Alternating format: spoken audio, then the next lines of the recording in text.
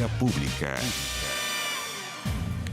¿Cómo están ustedes? Muy buenas noches, bienvenidos a Vía Pública. Israel anunció que detendrá, por ahora al menos, la anexión de Cisjordania al territorio palestino.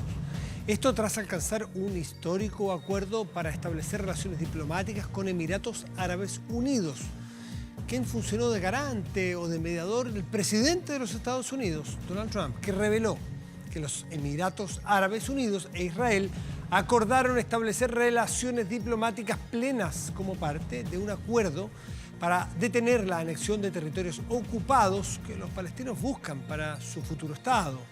El anuncio convierte a los Emiratos Árabes Unidos en el primer Estado árabe del Golfo en hacerlo y en la tercera nación árabe en tener vínculos diplomáticos activos con Israel. Trump le dijo a los periodistas que era, comillas, un momento verdaderamente histórico, porque después de 49 años se ha roto el hielo en las relaciones diplomáticas. El primer ministro de Israel, Benjamin Netanyahu, señaló que se abre una nueva era en las relaciones con el mundo árabe, dijo textualmente. El reconocimiento otorga una suerte de victoria diplomática de Trump, que duda cabe, antes de las elecciones del 3 de noviembre, ya que sus esfuerzos por ver el fin de la guerra, por ejemplo en Afganistán, aún no se han materializado. Bueno, aquí sí tuvo un éxito, mientras que los esfuerzos por lograr la paz entre Israel y los palestinos tampoco han avanzado, más bien está en un punto bastante difícil. Cabe señalar que esto también puede ser interpretado como una alianza para neutralizar a Irán. Bueno, puesto que los Emiratos Árabes compiten por la hegemonía regional con esa última nación. Los Emiratos Árabes son socios clásicos de Estados Unidos. Israel, por otra parte, también. Por eso Trump le permitió hacer de mediador en este acuerdo que es bastante histórico y que ojalá sirva para evitar las anexiones, para evitar las acciones de avance en esa zona del mundo que es tan delicada por tantos y tantos años. Vamos a la mesa de conversación porque allí vamos a entrar en un tema más local, pese a que es universal, pero es local y tiene que ver con el coronavirus. Pero el coronavirus mirado desde, y la COVID-19, mirado desde una plataforma tecnológica, y es la unión de la Universidad Católica, la Universidad de Chile, la Universidad de Concepción, que lanzan como integrantes esta plataforma eCovid Chile. Nos acompaña Cristóbal Cuadrado, que es académico de la Universidad de Chile. Cristóbal, muy buenas noches, gracias por recibirnos. ¿Cómo estás? Hola Matías, buenas noches, un gusto saludarte. Igualmente, pues, cuéntanos de qué se trata esto, qué es lo que es este eCovid Chile. Bueno, eCovid Chile es una plataforma que busca entregar información clara, sencilla a la ciudadanía, a los tomadores de decisión con respecto a cómo va evolucionando la pandemia en Chile. Se ha hecho un esfuerzo de colaboración desde distintas disciplinas dentro de las universidades que tú has mencionado, gente de la epidemiología, la salud pública, ciencia de datos, comunicación, entre muchas otras, tratando de primero generar datos que estén corregidos por algunos problemas que tienen habitualmente los registros habituales, y segundo, comunicarlo y entregarlo de una forma que sea visualmente atractiva, con una suerte de semáforo, con colores, en los cuales el color rojo representa una situación de alto riesgo y el verde una situación de un brote controlado, presentando información también para todo el país. Entonces hay datos nacionales, regionales, provinciales, de tal manera que la ciudadanía también tenga oportunidades de leer de manera directa cómo va avanzando la pandemia. A ver, uno de los primeros choques que hubo cuando partió el coronavirus en nuestro país entre distintos actores, colegio médico, en el cual tú participas, universidades, el ministerio, científicos, en fin, era la falta de acceso a datos. Podríamos decir que con el lanzamiento de esto, que es el fruto del acuerdo con el Ministerio de Salud, queda zanjada esa diferencia y que ya hay flujo de información suficiente para que todos los expertos puedan trabajar con esa fase de datos, ¿o falta todavía? A mí me parece que esto marca un hito muy importante. Esto no es algo que sucedió ayer, llevamos 2 meses de trabajo, digamos, para poder materializar primero un acuerdo de colaboración entre el Ministerio de Salud, el Ministerio de Ciencias y las universidades, y en el fondo generar metodologías que generan capacidades al interior del Ministerio de Salud, pero además permitieran entonces avanzar en estos datos. ese sentido, yo creo que el día de hoy eso es una muy buena noticia, de que hemos logrado generar una sinergia y una colaboración, que era algo que yo creo que desde el principio los distintos actores buscábamos, poner a disposición del gobierno las capacidades que están instaladas dentro de las universidades y que pueden contribuir a una mejor entrega de información. Pero ya estamos, Cristóbal, sobre tu pregunta ¿estamos del al día? acceso... ¿Estamos al día o todavía hay rinconcitos de información de los cuales ustedes no pueden acceder? Por lo menos con nosotros la información ha estado disponible. Por ejemplo, hay datos de trazabilidad que aún no hemos accedido y que es algo que en la plataforma está comprometido a avanzar en nuevos indicadores y estamos trabajando con el Ministerio para poder acceder a esas bases de datos. Lo que yo creo que todavía está pendiente y es algo que también hemos discutido con el Ministerio de Ciencia y el Ministerio de Salud, la necesidad de que estos datos estén abiertos más abiertamente, o sea, que no son solamente estas 3 universidades que hasta ahora hemos tenido posibilidad de colaborar, sino que estén disponibles de manera más amplia. Y yo espero que eso es algo en que se puedan avanzar durante las próximas semanas para efectivamente aprovechar las máximas potencialidades dentro del mundo académico del país. ¿Y esto va a ser de acceso universal o solamente los tomadores de decisión que te referías tú?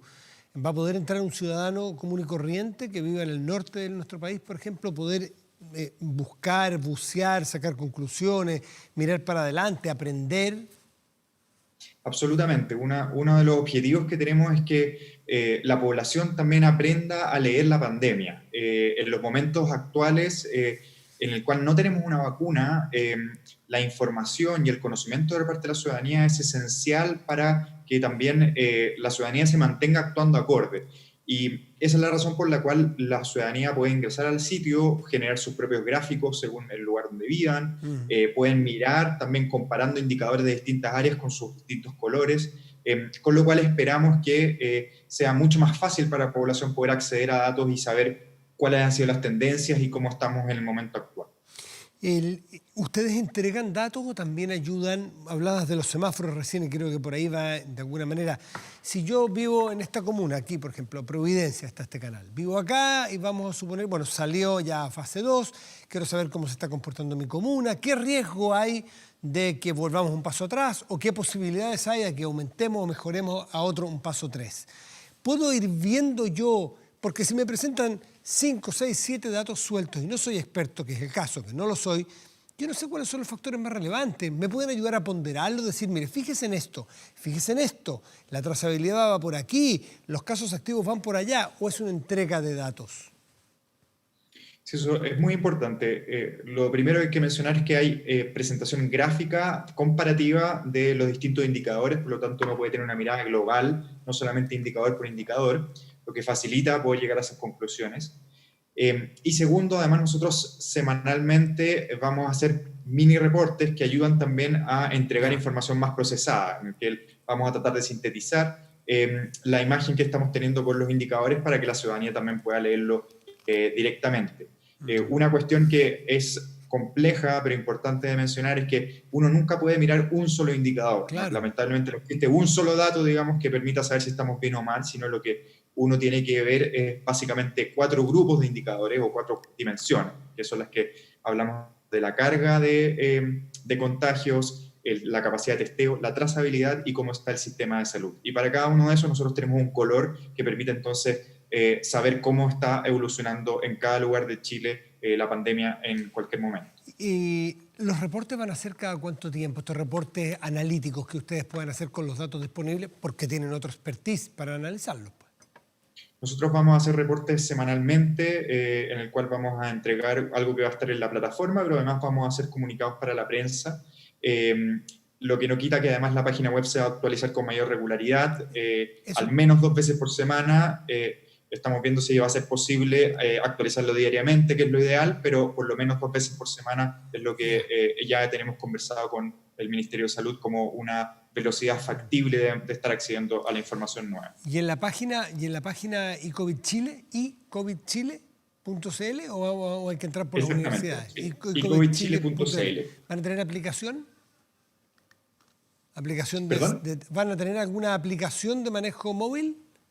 No, es una página web que está adaptada también al celular o móvil, entonces se puede acceder directamente y no y no requiere bajar ningún tipo de aplicación, Ya. sino que directamente desde el navegador. La actualización va de acorde, por ejemplo, a los informes epidemiológicos que salen cada 3, 4 días y allí se van llenando con los datos comuna, por ejemplo. Exactamente, nosotros seguimos un ritmo similar al de los informes epidemiológicos, en lo cual también nos permite llevar una secuencialidad similar a la que el Ministerio tiene para procesar sus datos internamente. Cristóbal, y ahora ustedes tienen ya el primer reporte, porque estuve mirando que ya hacen análisis, no sé si el reporte cómo van a hacer hacia adelante, pero leí que ustedes ya tienen análisis hechos, por ejemplo, en trazabilidad, que estamos mejor, pero no estamos todavía en los índices que se espera. ¿Por qué no nos hacen un repaso, dado toda esta batería de datos que ustedes consiguen, juntan y analizan cómo está la situación hoy en día, para juicio de ustedes? Bueno, primero dar un panorama promedio del país. Sí. Lo primero que uno tiene que decir es que llevamos aproximadamente 6 semanas, entre 6 a 8 semanas, con bastante mejoría de prácticamente todos los indicadores. Y eso es una muy buena noticia, o sea, nos alejamos de la situación más crítica del brote que vivimos, sobre todo la primera mitad de mayo. No obstante, durante las últimas 2 semanas en particular hemos visto que varios de los indicadores se han estancado o han mostrado un deterioro, o sea, han incrementado un poco los casos nuevos, Claro. la positividad no ha seguido cayendo, Los entre activos, por otros ejemplo, indicadores. vi que hoy día los activos tuvieron un pequeño rebote. Los Exactamente. casos activos. Y eso ya lleva más o menos 2 semanas cuando uno mira el promedio del país, sobre todo por la situación de la región metropolitana, que es muy influyente sobre el promedio nacional. Y en eso también el llamado que nosotros hacemos es a tener mucha cautela, tanto a la ciudadanía, primero de recordarles que lamentablemente esto no se pasa de un día para otro. Esta pandemia va a ser de largo aliento y si bien estamos en una situación más favorable de la que habíamos estado hace un par de meses atrás, todavía la situación es de muy alto riesgo. De hecho, si es que miran los indicadores, la mayor parte de ellos están en rojo o en naranjo. O sea, no estamos todavía en una situación de una luz verde, que significa que ya estamos con indicadores más estables. 2 énfasis particulares de algunas regiones del país, en el norte, en Atacama, en Antofagasta y en Arica en particular, hay situaciones que yo diría son especialmente preocupantes, con brotes todavía muy activos, y llama la atención también de Magallanes, donde hay un rebrote durante las últimas 2 semanas que aún no está completamente controlado. Por lo tanto, la situación es bien variada dentro del país, pero yo creo que el resumen es que no podemos confiarnos y que todavía requerimos medidas epidemiológicas importantes y seguir desde la ciudadanía también teniendo mucha responsabilidad con respecto a cómo nos cuidamos a nosotros y a nuestros seres queridos. Cristóbal Cuadrado, si la región metropolitana ha tenido 2 meses bastante buenos, y podríamos decir que en ese contexto las últimas semanas ha empeorado la región metropolitana, la curva ha tendido a aplanarse al revés, como no quisiéramos, esa curva no la quisiéramos aplanar, quisiéramos que siguiera en picada hacia abajo, ¿no es cierto? Absolutamente. Pero sienten que está encontrando una estabilidad y que eventualmente nos pudiera presentar un rebrote un par de semanas más o un mes más. Como te mencionaba, uno ya ve un incremento en los casos y yo creo que eso hay que considerarlo entre las decisiones que se están tomando ahora. Por ejemplo, las decisiones de si va a iniciarse confinamiento en alguna comuna o sacarse de confinamiento alguna comuna de la región metropolitana debería considerar de que la situación no está siendo completamente estable y por ende yo por lo menos diría que hay que mirar con mucha cautela estos números antes de seguir, por ejemplo, un proceso de desconfinamiento más amplio de la región metropolitana.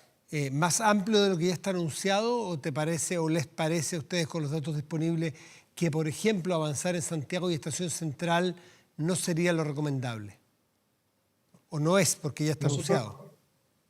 Sí, nosotros una de las cuestiones que hicimos mucho énfasis es que los indicadores de contagios son indicadores que no hace sentido mirarlos a un nivel tan pequeño como la comuna.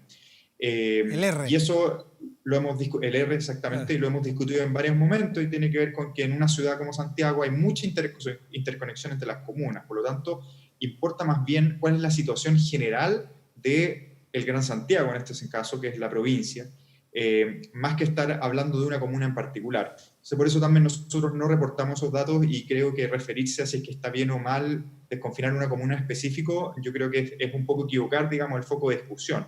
De que más bien yo diría que la situación en el Gran Santiago aún es una situación que es muy inestable y que por ende se deben tomar con mucha prudencia cualquier levantamiento de medida epidemiológica. Y Por lo tanto, pensar en regreso de escolares, en todas las formas más cuidadosas que uno pudiera imaginar, en las mejores prácticas del mundo, en regiones donde hay una franca mejoría o definitivamente no ha habido un paso muy dramático del coronavirus. Por ejemplo, pienso en la región de Aysén, pero también pienso en la región de Los Ríos, donde ha estado, entiendo, y tú me confirmas si sigue mejorando, porque se ha pasado a fases más avanzadas todavía.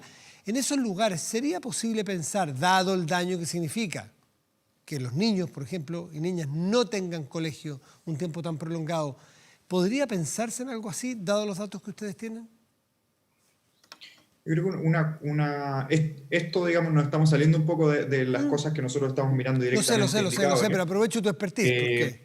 Yo lo que te puedo decir es que todos los países o todas las regiones, los lugares, tienen que hacer decisiones complejas en el contexto de la pandemia, ¿sí?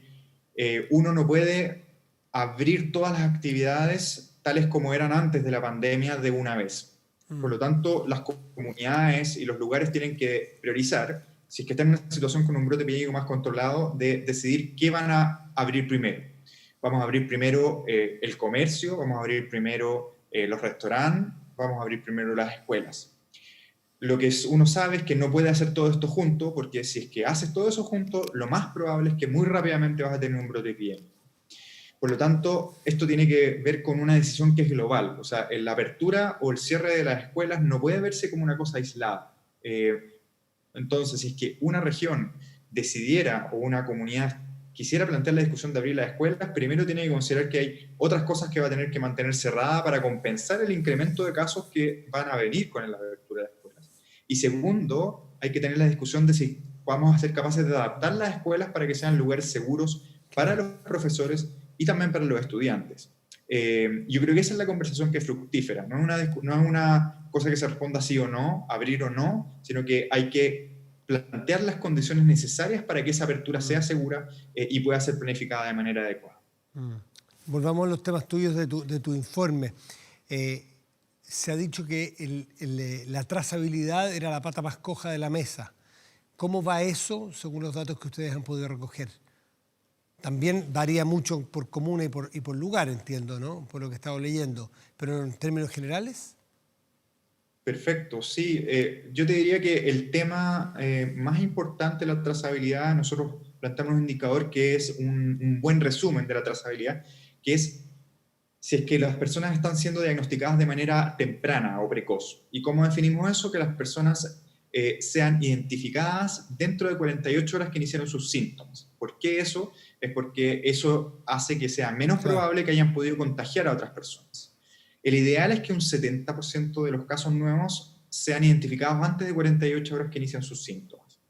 El promedio nacional todavía está en torno al 30%, ¿sí? O sea, aún estamos bastante lejos, y en ese sentido la idea de que la trazabilidad está al debe es algo que está muy claro, pero también hay que poner el contrapunto de que este es un indicador que ha ido mejorando, ¿sí? O sea, estábamos muy, muy bajo, en torno al 15%, hace un mes y medio, y eso ha ido incrementándose gradualmente. Por lo tanto, los esfuerzos deben intensificarse para poder primero identificar rápidamente a esas personas y ponerlas en aislamiento precozmente para que disminuya la cadena de contagio, que es una de las cosas en las cuales hemos tenido más dificultades. Bueno, todos estos datos los podemos ver en esta plataforma eCovid Chile, ¿no es así?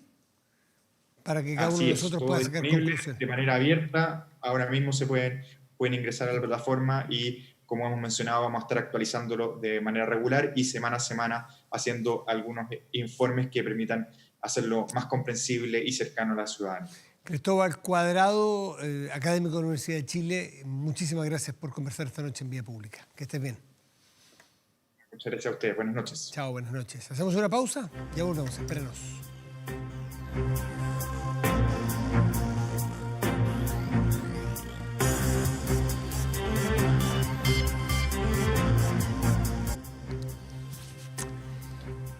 ¿Sabías que un corredor de propiedades puede ganar hasta un 4% por la venta de una propiedad? Tú puedes ser corredor de propiedades estudiando 100% online. Colegio Inmobiliario te invita a su programa especial de capacitación.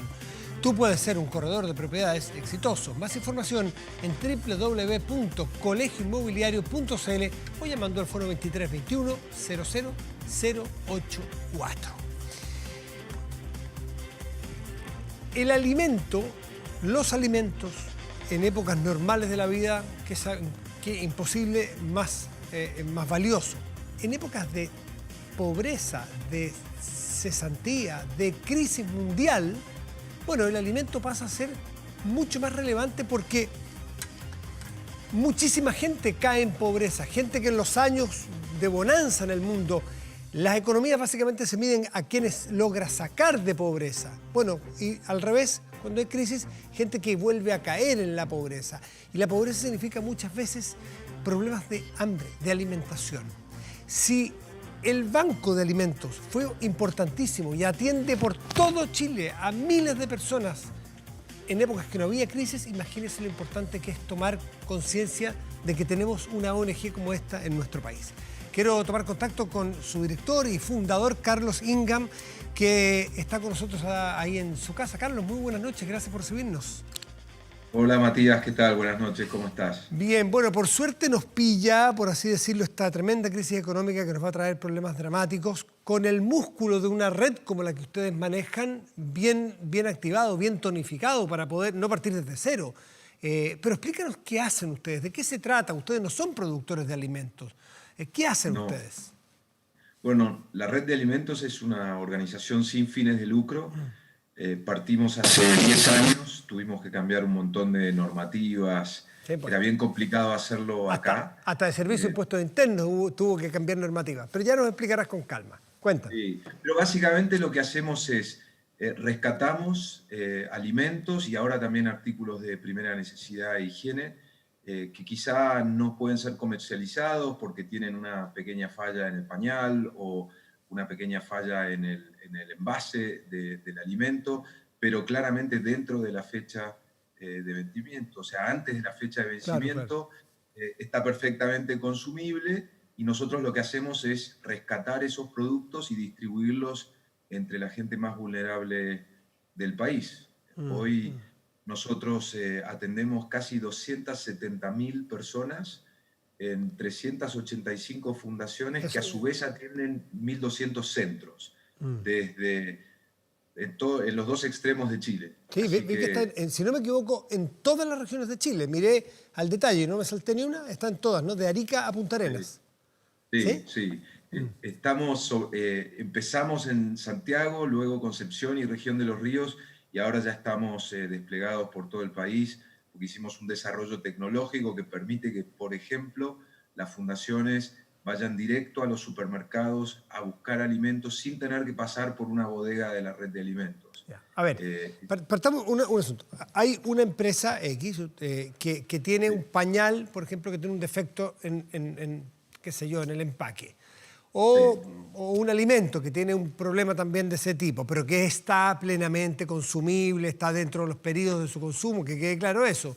No rescatan ustedes porque están dando de baja porque se venció una leche, para nada. No, para nada. Ustedes hacen los convenios con las empresas. Así es. Y ustedes, la otra punta es organizaciones que atienden a personas y que tienen que alimentar. Y ustedes juntan estas dos puntas. Esa es la red, básicamente, ¿no? Eso es básicamente la red de alimentos, que es un modelo, el modelo de bancos de alimentos existe hace más de 50 años. Hay 200 bancos de alimentos en Estados Unidos, hay 80 en Francia, hay en Nueva Zelanda, hay en Japón. Y menciono a estos países porque este modelo de evitar el desperdicio nace en los países más desarrollados. Y por suerte lo pudimos implementar en Chile hace ya 10 años. Y los acuerdos que hacemos con las empresas, bueno, obviamente hoy hay más de 250 empresas que nos aportan producto, como dije, de alimentos y también de higiene y de higiene personal. Entonces, por ejemplo, el año pasado distribuimos 2,5 millones de pañales y miles de toneladas de shampoo, pasta de dientes, escobilla de dientes.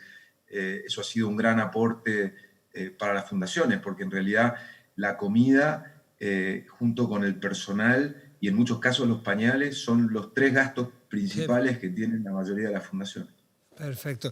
Están llegando ustedes a 260, 280 mil personas en 380 organizaciones. Me imagino que hogares de adultos mayores, de niños, no sé, ¿qué otro tipo de fundación, qué otro tipo de organizaciones En llegan realidad, ustedes? yo creo que si tú planteas cualquier sector vulnerable, seguro que tenemos fundaciones que estamos atendiendo de esos Ya. sectores. Y desde migrantes, enfermos, adultos mayores, por supuesto, mucha situación calle. Hoy nosotros estamos atendiendo 130 comedores sociales y ollas comunes, por ejemplo. Y para darte una idea de, vos lo mencionabas al principio, qué ha pasado en el país y qué ha pasado en el resto del mundo también. Nosotros el año pasado terminamos atendiendo a 284 organizaciones sociales sin fines de lucro. A fin de julio estamos en Sí. 385. O sea, y La esto no demanda ha para de... subido, claro, las demandas ha Todos subido los días, enormemente. todos los días estamos recibiendo fundaciones nuevas y bueno, a veces no nos alcanza la comida para todos, pero hoy nosotros estamos, para darte una idea, nosotros hemos rescatado 30 millones de kilos de alimentos en los últimos 10 años y hoy estamos entregando aproximadamente entre 700.000 y 1 millón de kilos por mes.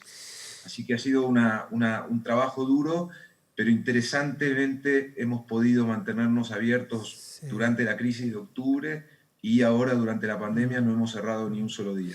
Carlos Ingham, si tú consigues una empresa que produce fideos y te dicen, Sí, muchachos, vengan a buscar nuestros productos que tienen, qué sé yo, los defectos que ya dijimos en el empaque, sí. vengan a buscarlos. Y usted dice, sí, yo tengo un hogar o tengo aquí donde les puede servir. Si es que no está hecho el match, por ejemplo, de que ellos lo pueden buscar, la fundación no siempre va a tener medios para ir a buscarlo. La empresa ya está donando y eventualmente dice, bueno, yo no puedo más que donar esto, ya no me hagan ir a dejarlo. Ustedes tienen que hacerse cargo de traslado y de cómo financian la fundación ustedes, la ONG. Es una buena pregunta. Lo habitual es que nosotros vamos a buscar la comida, Eso es lo habitual. y hay empresas que nos entregan. Acordémonos que estamos hablando de volúmenes bastante grandes, o sea, necesitas ramplas, camiones, containers. Nosotros estamos rescatando 150.000 kilos de fruta y verdura por mes. Es decir, hay una operación logística atrás, trabajamos en 4 bodegas, tenemos 3 bodegas en Santiago y una a través de Bio Alimentos en Concepción. Concepción. Y lo que estamos haciendo siempre es buscar comida. Hay empresas que ya trabajan hace tantos años con nosotros que nos entregan en nuestras propias bodegas. Y nosotros recibimos a estas fundaciones, pero no a cualquiera. Es decir, hay todo un proceso donde estas fundaciones nosotros les revisamos, chequeamos, por ejemplo, cuánto espacio de bodegaje en seco, en congelado, en frío tienen, porque necesitamos asegurarnos que la comida que estamos entregando es efectivamente la comida que pueden consumir esos ancianos, esos niños, esos migrantes en cada una de esas fundaciones. Además, como mencioné antes, tenemos 385 fundaciones, pero muchas fundaciones tienen más de un centro y por eso nosotros llegamos a casi 1.200 centros en todo el país. Entonces, hay toda una función logística ¿Y ahí. cómo? Lo que pasó ¿Sí? es que antes las fundaciones venían a la bodega nuestra a buscar los alimentos. Con el COVID, nosotros tuvimos que empezar a nosotros llevarle, sobre todo a los hogares de adultos mayores, y a los comederos sociales, hemos tenido que nosotros empezar a buscar transporte para llevar la comida, porque sobre todo los centros de adultos mayores están con un nivel de cuarentena y Sí. encierro total porque son de alto riesgo. Entonces, efectivamente hemos tenido que salir a buscar más financiamiento ¿Y, para y poder cómo se financian? justamente... Carlos, ¿cómo se financia esta ONG? Tenemos aportes de empresas que están con nosotros hace ya muchos años eh, y también lo que hacemos es que, también esta es una cosa media particular, todas las fundaciones que trabajan con Red de Alimentos son socios de Red de Alimentos. O sea, socios legalmente son socios, son como los dueños de la Red de Alimentos. Perfecto. Entonces, suponte que a ti un kilo, un kilo de algo te cuesta, de tomate, te cuesta 1.200 pesos, bueno, a ti llevártelo de la red te puede costar 50 pesos. Y como hay 385 fundaciones adentro de la red, en el fondo es un sistema de soporte entre todas las fundaciones. Y con eso, eso y los aportes de empresas nosotros financiamos la operación de la red. Nosotros no tenemos ningún apoyo estatal. O sea, el que va a retirar, este socio, vamos a poner el Hogar de Cristo, me imagino, ¿cierto? Que Sí, es como la fundación sí, clásica. Es socio de ustedes para sus sí. hospederías. Va y no retira gratis, se paga un mínimo por ese kilo de tomate, esos 50 pesos, y ahí ustedes van juntando para poder armar y financiar la logística, ¿no es así? Así ¿Y es. qué pasa Así es. qué pasa si hay Sí. pues, escasez de tomates y hay dos fundaciones que quieren esos tomates? ¿Qué pasa con el precio? No, la operatoria de los bancos de alimentos es bastante especial porque no sabes cuánta comida vas a tener, Sí. qué día y qué tipo. Entonces, por supuesto, con las empresas que trabajamos hace ya muchísimo tiempo, como Nestlé, como Watts, Soprole, Walmart y otras más que seguro me estoy olvidando de nombrar ahora, nosotros más o menos sabemos qué tipo de producto y en qué volumen puede estar llegándonos todos los días. Entonces, ahí podés planificar. Pero, por ejemplo, una de las cosas que ha quedado en evidencia durante la crisis ahora es que hay muchísimos alimentos que nosotros habitualmente no recibimos, como arroz, como harina, como pastas, porque en general tiene una vida mucho más larga y si hay un problema en el empaque, de repente en la fábrica Los reempacan. lo recirculan, exactamente. Entonces hemos hecho un esfuerzo muy grande ahora para poder recibir ese tipo de alimentos que son los más necesarios para la gente más vulnerable, porque además es obvio lo que voy a decir, pero cuanto peor comes y peor estás tus nutrientes, más chance tenés de Enfermar, enfermarte, por ¿no? supuesto. ¿Pueden acudir a esta red organizaciones sociales que no sean ONG, fundaciones? Me refiero, por ejemplo, a una junta de vecinos, a una organización de una olla común, que puedan acercarse a ustedes. ¿Tienen el método, tienen el canal de acceso? Sí, o sea, habitualmente lo que nosotros no podemos hacer, porque de hecho regulatoriamente nosotros tenemos que pasar a través de fundaciones que a su vez atienden a la gente. Entonces, pero nosotros sí podemos entregar directo también. Entonces, juntas de vecinos habitualmente lo hacemos con fundaciones que ya están insertas en las distintas juntas de vecinos. Nosotros Ok. hay momentos que estamos atendiendo 40.000 vecinos en una sola comunidad. Y como te mencionaba al principio, nosotros hoy ya atendemos 130 ollas comunes y comedores sociales. Carlos Ingham, ¿y qué pasa para si nos está escuchando alguna empresa? Bueno, probablemente ustedes ya las han contactado a todas, pero alguna que piensa o tiene el obstáculo de decir, bueno, yo entrego estos productos que están con mal empaque, los entrego, van a llegar y me va a canibalizar mi propio negocio. ¿Cómo en la red de alimentos en el mundo, cómo opera eso para el incentivo de que las empresas, si tienen algo que pueden regalar? Porque antiguamente entiendo que se destruía, justamente para que ese producto después en los mercados, aunque sean secundarios, no compitan con los productos que yo hago y entrego al mercado. ¿Cómo opera eso? En realidad no. Chile era bastante particular porque en Chile se incentivaba la destrucción. ¿Por qué? Porque yo tenía un producto que no podía comercializar, lo destruía, porque si yo lo regalaba, era gasto rechazado. Entonces ahí nos demoramos del 2003 al 2010 solamente para cambiar eso con una circular de impuestos internos. Luego nos demoramos otros 8 años más, hasta el 2018, en poder incluir ahí artículos de primera necesidad y pañales.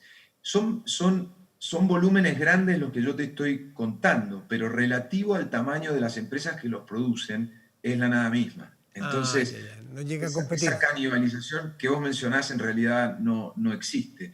Ahora, lo que se logró con la reforma tributaria o la modernización tributaria, eso fue también un trabajo de más de 6 años, que se aprobó ahora en febrero, es que ya el Estado lo que está diciendo es, mire, usted es dueño de sus productos y si usted los quiere, si están aptos para el uso o consumo y usted los quiere destruir, ningún problema, pero para mí es gasto rechazado. Es decir, Al no me revés, pida el Estado se que yo le invirtió. dé una... ¿Cómo? Se invirtió la figura. O sea, antes regalar era gasto rechazado y el Exacto, incentivo era destruir. Después se así es. neutralizó ambas y ahora, Exacto. si tú destruyes algo que puede ser útil para otro, ese es gasto rechazado. O sea, no puede deducirlo la empresa. Ah, interesante. Exactamente. Y ese es un incentivo enorme y además Chile en ese sentido fue más lejos que muchos países porque cuando se logró eso en la reforma, en febrero, se incluyó no solamente alimentos y artículos de primera necesidad, sino también ropa, medicamentos, juguetes, alimentos para mascotas, o sea, un abanico muy, muy grande de productos. Y eso además tiene un impacto medioambiental gigantesco. Por supuesto. Nosotros, por ejemplo, hace ya muchos años trabajamos con Green Lab de TICTUC de la Católica, que calcula todos los meses cuántas toneladas de CO2 se ahorró cada empresa que nos entregó alimentos o artículos. Les hace huella, les hace una huella. Perfecto. Así es. ¿Qué porcentaje de empresas, cómo plantearlo? Porque no sé cuántas son, pues ya nos has dicho. ¿Cuántas empresas potenciales les quedan a ustedes por contactar o por tener respuesta? ¿Cuánto crecimiento potencial tienen en Chile ustedes? Porque por lo visto en la larga historia que ya tienen, y además vi en la página la cantidad de empresas impresionante. ¿Cuánto potencial de crecimiento les queda? Ya, hay un número mágico que nunca hemos podido saber, porque obviamente nadie te lo dice, que es cuánta comida se destruye en Chile. Para empezar, que eso te da una idea del potencial. En el mundo, 1/3 de la comida que se produce en el mundo, estos son números de la FAO, se desperdicia. Así que si tomamos esa analogía en Chile, asumamos que un número así puede ser parecido. Y aunque no fuera 1/3, aunque fuera el 10%, es un montón. Entonces, hay muchas empresas que nos entregan regularmente, pero también hay muchas empresas que nos entregan una vez por año, 3 veces por año, 4 veces por año. Y nosotros, por supuesto, les agradecemos. Hoy nosotros estamos en promedio recibiendo entregas de 55 empresas por mes. Si en el 2016 nosotros recibíamos 22 empresas nos entregaban por mes. O sea, hemos más que duplicado en estos 4 años la cantidad de empresas que todos los meses nos entregan. Pero ese número ojalá fuera 200 empresas por mes. Es decir, queda muchísimo camino por recorrer y, por supuesto, invitar a todas las empresas que todavía no participan en la red a que se las sumen. que no participan, invitarlas. Y las que participan, a que intensifiquen. Así y para es, eso preguntarte, ¿está en la cultura de las empresas que participan en la red de alimentos? ¿Está en la ecuación de su organización? ¿O a veces es porque a una persona de buena voluntad adentro los llama a ustedes y les dice, Carlos, vengan a buscar tal o cual producto que tiene un problema? ¿O está le toman valor? ¿Se apropió del ethos de una empresa o no? Mira, yo partí con esto en el 2003 y hay recuerdo. que decir las cosas como son. En el 2003 la conciencia social de las empresas, entendiendo que el aporte social de las empresas va mucho más allá que el producto y el servicio que venden, se tomó su tiempo en que eso fuera reconocido. Yo creo que ese cambio a nivel mundial ha sido gigantesco y Chile no escapa a eso. Entonces hoy yo creo que hay muchísimas empresas que su aporte social ya no es solamente el producto o el servicio, sino también es la influencia de lo que hacen, las consecuencias también de lo que hacen en su entorno y en sus comunidades. Hoy se habla mucho de eso, pero obviamente hay que hacerlo, ¿no? Y que no quede solamente en bla bla. Yo creo que hay un crecimiento en la conciencia enorme en los últimos 10 años y en los últimos 5 aún más. Creo que, por ejemplo, el tema del hambre, que nosotros venimos hablando del tema hace 17 años, y una cosa que siempre nos criticaban era que decían, no, pero si en Chile no hay desnutrición. Y yo siempre digo, esto no es un problema de desnutrición, es malnutrición, porque siempre dicen, no, es que hay mucha obesidad. La obesidad en Chile está fundamentalmente vinculada a la malnutrición. Por ejemplo, Chile es el tercer país consumidor de pan del mundo. Entonces, y el balanceo con frutas y verduras y demás, y yo no soy nutricionista, así que no sé mucho de esto, pero de lo que he aprendido, tenemos un problema de malnutrición además de hambre. Entonces, esa visibilización que se logró ahora con el COVID hace que haya muchas empresas también y fundaciones que están planteándose, está muy bien lo que estamos haciendo a largo plazo con programas de educación, de cultura, pero también hay temas de coyuntura de los cuales no nos podemos escapar. Y eso ha sido algo muy lindo de ver durante esta pandemia que ha sido terrible, de muchas organizaciones y empresas que se han acercado a decir, yo tengo que estar metido en aportes sociales de coyuntura, del día a día, porque el hambre al final comemos es del día a día. Entonces, sí, claro. Y varias veces al día. Pero claro, entonces podemos. yo siempre digo, para que un chico pueda estudiar bien en el colegio, si ese chico a la mañana no desayunó o no tiene una colación a media mañana, ese chico no está concentrado en la clase. O sea, así de básico lo que estoy diciendo. Por supuesto, por supuesto. Carlos Ingham, bueno, primero, muchísimas gracias por esta conversación. Los dejamos invitados a todos, a las empresas y a las personas, para que conozcan, nos familiaricemos con esta red de alimentos que lleva tantos años y que ya está capilarizada por todo el país, con mucha raíz en todas las regiones y haciendo un papel fundamental en el medio de esta crisis con mayor razón. Carlos, muy buenas noches y muchas gracias. Muchas gracias a vos. Un saludo. Muy bien. Chao, chao, gracias. Hacemos una pausa y ya volvemos. Espérenos.